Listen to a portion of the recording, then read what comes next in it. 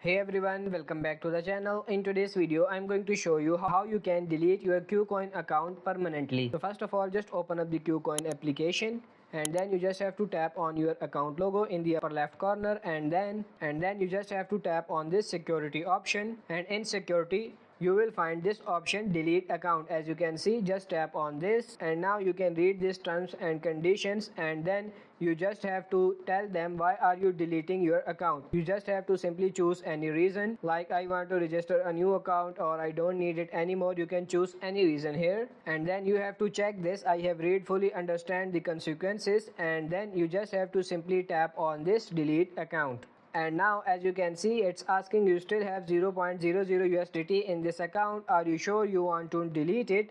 So you just have to tap on this delete again, and now as you can see, you just have to enter your trading password and your email address, and then you have to enter your two-factor authentication codes. So you have to fill these three things and then simply tap on this confirm, and then you will see this window done. Your account is deleted. So when you tap on this done, so as you can see, our account is delete now. So that's pretty much it for this video. I hope this video was helpful. If it is, like it and subscribe to the channel. Thank you.